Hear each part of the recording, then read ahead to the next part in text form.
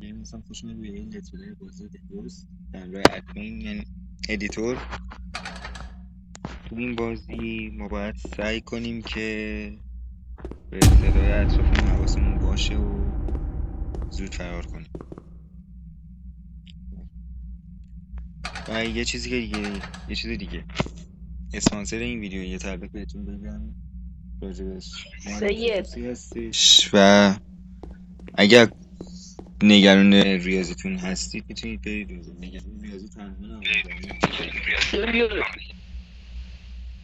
بریم سراغ ویدیو.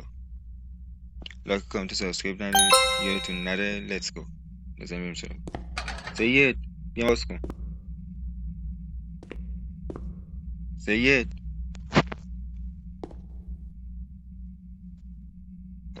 چند نفرش کردی؟ سید 2 نفرش کردم. بیا منو باز کن.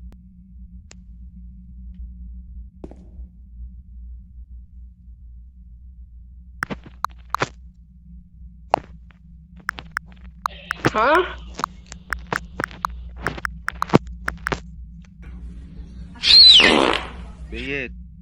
سید 2 نفرش کردم. بیا منو باز کن. میام زنگ نزن. میام سید من خودم کلید ندارم، چجوری بیام تو رو باز کنم؟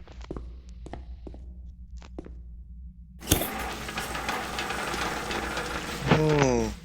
یکی از باکس ها رو بردار میتونی باز میشه خودش.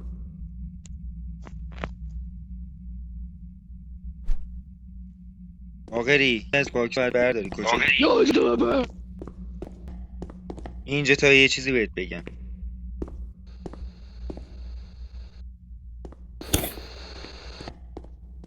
حرومزاده فکر کردی من نمیمدم این مپ زندان اینجا.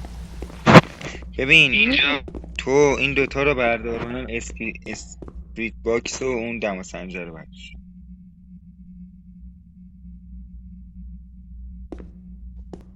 داری؟ دوتا رو بردار. منم دوتا شم و این دارو چیزا رو بردار.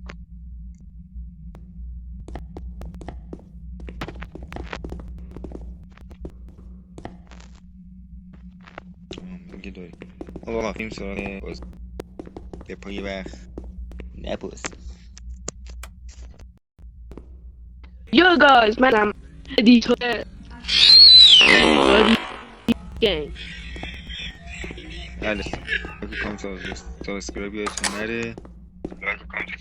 من آزاده رفیقشم. از اول خواستیم شروع کنیم نشد، الان از دوباره شروع.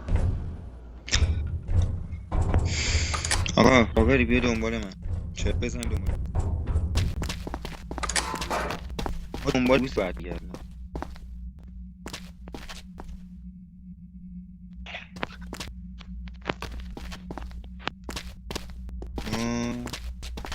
همین دنبال روز باید گردم. دوشیم میگن واقعه دو کرده. نه نه من دو. این همین جاست. این همین جاست.